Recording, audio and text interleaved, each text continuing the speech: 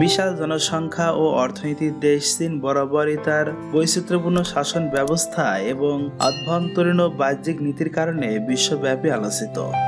1997 সালে ব্রিটিশ উপনিবেশ হংকং চীনের সাথে যুক্ত হয়। এরপর প্রায় 2 দশকের অধিক সময় পার হলেও হংকং এর পুঁজিবাদী অর্থনীতির বিস্তার অব্যাহত রয়েছে। সমাজতান্ত্রিক চীনের অন্তর্ভুক্ত হলেও হংকং এর প্রচারিত পুঁজিবাদী ব্যবস্থা চীনের শাসন প্রণালীতে এক অদ্ভুত বৈপরীত্য সৃষ্টি করেছে, আর সে কারণে চীনকে এক দেশ দুই নীতির দেশ বলা হয়। চীনের এক দেশ দুই নীতি ব্যবস্থা সম্পর্কে জানতে হলে আমাদের পুরো ভিডিওটি দেখুন এবং ততক্ষণে আমাদের চ্যানেলটি সাবস্ক্রাইব করে পাশে থাকা বেল আইকনে ক্লিক করুন, যেন কোনোভাবেই পরবর্তী আপডেট মিস না হয়ে যায়। দেখতে থাকুন পুরো ভিডিওটি। প্রাচীনকালে হংকং চীনের অংশ ছিল। 1841 সালে প্রথম আফিম যুদ্ধের পর ব্রিটেন হংকং দখল করে নেয়। এরপর 1842 সালে নানাকিং চুক্তির ফলে এই দ্বীপটি আনুষ্ঠানিকভাবে ব্রিটিশদের অধিকারে আসে। সেই 1842 সাল থেকে 1997 সাল পর্যন্ত দীর্ঘ 155 বছর হংকং ব্রিটিশ উপনিবেশ ছিল। দ্বিতীয় বিশ্বযুদ্ধের পরবর্তী সময়ে বিশ্বজুড়ে ঔপনিবেশিক শাসনের অবসান ঘটতে থাকে। এ সময় ব্রিটেন কৌশলগত কারণে হংকংয়ে নিজেদের শাসন অব্যাহত রেখেছিল। ব্রিটিশরা তখন হংকংয়ে নিজেদের শাসন ব্যবস্থা টিকিয়ে রাখতে ইয়াং প্ল্যান প্রস্তাব সহ বেশ কিছু সাংবিধানিক পরিবর্তন সাধন করে। এর ফলে হংকংবাসী ঔপনিবেশিক শাসনের অধীনে থেকেও প্রতিনিধিত্বমূলক গণতন্ত্রের স্বাদ পেতে শুরু করে।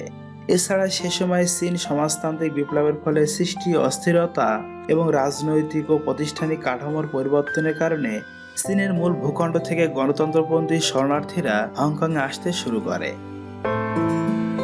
মূল চীন থেকে আগত বিপুল সংখ্যক শরণার্থীদের দক্ষতা ও মূলধন হংকংয়ের অর্থনীতিকে চাঙ্গা করে তোলে। তখন বহু বিদেশি সংস্থা তাদের সদর দপ্তর সাংহাই থেকে হংকংয়ে স্থানান্তর করে। এর ফলে হংকং ধীরে ধীরে শিল্প উৎপাদনমুখী শহরে পরিণত হতে থাকে। হংকং এর উন্নয়নের সাথে সাথে ব্রিটিশ উপনিবেশ থেকে এর মুক্ত হবার প্রক্রিয়া সমানতালে চলতে থাকে। 1980-র দশকে হংকং ইস্যুতে চীন ও ব্রিটিশদের মধ্যে আলোচনা শুরু হয়। তৎকালীন চীনের নেতা দেন জিওপিং সাংবিধানিক নীতির মাধ্যমে একক চীন প্রতিষ্ঠার কথা বললে, যেখানে হংকং ও ম্যাকাও তাদের নিজস্ব অর্থনৈতিক ও প্রশাসনিক ব্যবস্থা বজায় রেখেই চীনের সাথে যুক্ত থাকবে। এই নীতির অধীনে অঞ্চল দুটি বিদেশি রাষ্ট্রের সাথে আলাদাভাবে বাণিজ্য সম্পর্ক রাখার সুযোগ পাবে। 1984 সালে চীন ব্রিটিশ আলোচনা সাপেক্ষে হংকং ইস্যুতে এক যৌথ ঘোষণাপত্র স্বাক্ষর করে। এই ঘোষণাপত্রই হংকং এর সার্বভৌমত্ব স্থানান্তরের ভিত্তি হিসাবে কাজ করে। 1985 সালের জুন মাসে হংকং এর জন্য মৌলিক নীতিসমূহ চূড়ান্ত করার লক্ষ্যে চীনা কমিটি গঠন করা হয়। 1988 সালে এই কমিটি হংকং এর মৌলিক আইন সংক্রান্ত প্রথম খসড়া প্রকাশ করে। 1989 সালে ফেব্রুয়ারিতে প্রকাশিত হয় দ্বিতীয় খসড়া। এরই ধারাবাহিকতায় 1990 সালে 4 এপ্রিল চীনের বিশেষ অঞ্চল হংকং এর জন্য মৌলিক আইন গৃহীত হয়। এই আইনকে বেইজিং পন্থীরা সর্বকালের সর্বশ্রেষ্ঠ গণতান্ত্রিক আইনি ব্যবস্থা হিসাবে উল্লেখ করলেও হংকং এর গণতান্ত্রিক দলগুলো এই আইন যথেষ্ট গণতান্ত্রিক নয় বলে সমালোচনা করে। 1997 সালে 1 জুলাই হংকং এর জন্য গৃহীত মৌলিক আইনটি কার্যকর হয়। এর ফলে হংকং ব্রিটিশদের অধীন থেকে মুক্ত হয়ে চীনের বিশেষ স্বায়ত্তশাসিত অঞ্চল হিসাবে স্বীকৃতি লাভ করে। তখন থেকেই চীনের অভিনব এক দেশ দুই নীতি ব্যবস্থা কার্যকর হয়, যার মেয়াদ 50 বছর, অর্থাৎ 2047 সাল পর্যন্ত এ ব্যবস্থা বজায় থাকবে। সমাজতান্ত্রিক শাসন ব্যবস্থা চীনে পুঁজিবাদী হংকং অন্তর্ভুক্ত হয়ে তাদের অতীত ঐতিহ্য অব্যাহত রাখে। এই নতুন ব্যবস্থায় বেইজিং এর চূড়ান্ত কর্তৃত্ব থাকলেও হংকংকে বহুল অংশে এককভাবে চলার ক্ষমতা দেওয়া হয়। হংকং এর প্রাচীন প্রতিষ্ঠানগুলো অক্ষুণ্ণ রাখার পাশাপাশি নাগরিক অধিকার নিশ্চিত করার কথা বলা হয়। এই ব্যবস্থার অধীনে হংকং চীনের অংশ হিসাবে থাকলেও হংকং এর নিজস্ব বাণিজ্য, রাজনৈতিক ও সাংস্কৃতিক বিশেষত্ব বজায় থাকার ঘোষণা ছিল চীন ব্রিটেন ঘোষণাপত্রে। তারই ফলশ্রুতিতে বর্তমানে হংকং আন্তর্জাতিক বাণিজ্য সংস্থা অ্যাপেক ও ওয়ার্ল্ড ট্রেডের সদস্য। হংকং দ্বিপাক্ষিক চুক্তির মাধ্যমে অন্যান্য দেশ ও অঞ্চলগুলোর সাথে নিজস্ব বিমান পরিষেবা পরিচালনা করে থাকে। হংকং ও চীনের মূল ভূখণ্ডের মধ্যকার ফ্লাইটগুলোকে আন্তর্জাতিক ফ্লাইট হিসেবে বিবেচনা করা হয়। এমনকি হংকং ও চীনের মধ্যকার সীমানাও দুটি পৃথক দেশের আন্তর্জাতিক সীমানার মতো নজরদারি করা হয়। হংকংবাসী চায়না এবং চীনা নাগরিক হংকংয়ে যাতায়াত করতে চাইলে তাদের উভয়ের ভিসার মতো বিশেষ অনুমতি নিতে হয়। হংকংয়ের টেলিযোগাযোগ ব্যবস্থার জন্য নিজস্ব আন্তর্জাতিক ডায়ালিং কোড +852 রয়েছে। হংকং এখনও অতীতের ধারাবাহিকতায় ব্রিটিশ তারিখ পদ্ধতি ব্যবহার করে। হংকংবাসীদের মাতৃভাষা ক্যান্টোনিজ হলেও হংকংয়ের স্কুলগুলোতে চীনা, মান্দারিন ও ইংরেজি ভাষা শিক্ষা দেওয়া হয়। এক দেশ দুই নীতি পরিবর্তন হলেও হংকং যেমন অতীতে অনেক পদ্ধতি চালু রেখেছে, তেমনি বেশ কিছু বিষয়ে পরিবর্তনও এনেছে।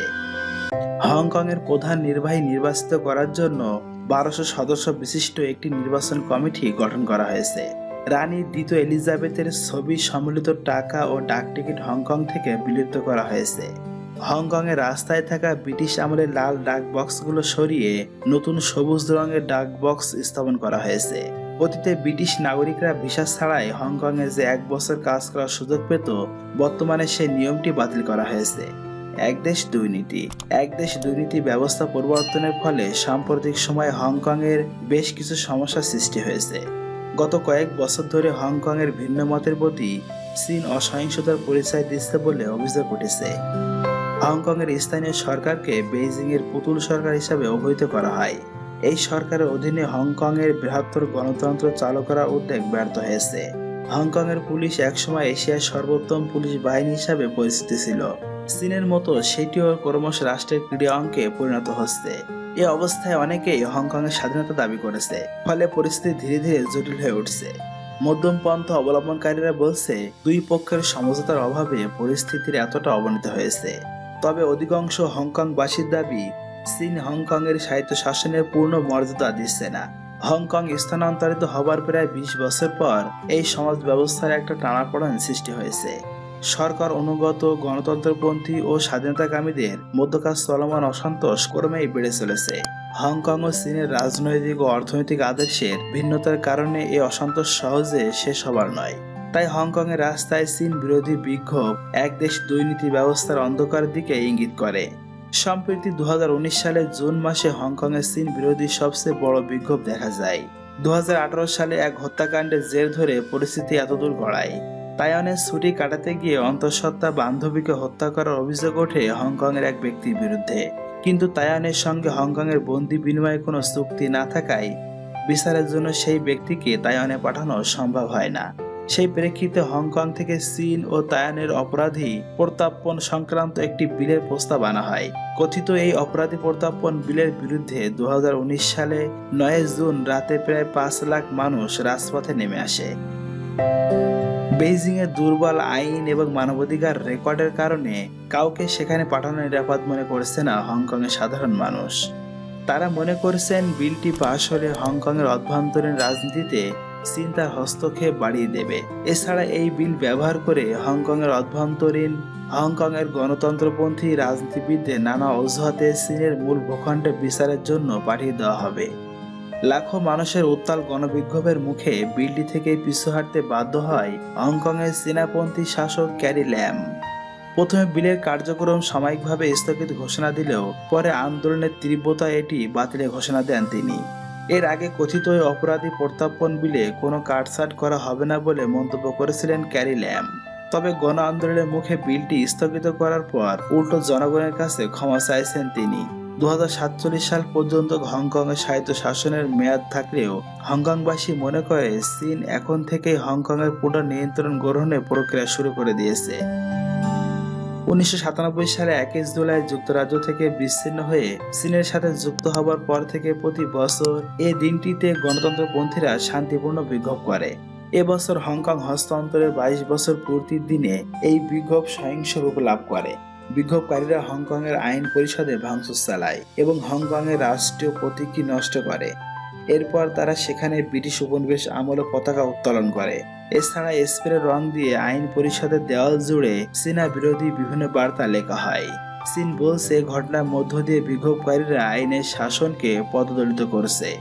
দর্শক, এক দেশ দুই নীতি সম্পর্কে ভিডিওটি আপনার কেমন লাগলো তা কমেন্ট করে জানাবেন এবং ভিডিওটি বেশি বেশি শেয়ার করে অন্যদেরকে দেখার সুযোগ করে দিন। আল্লাহ হাফেজ।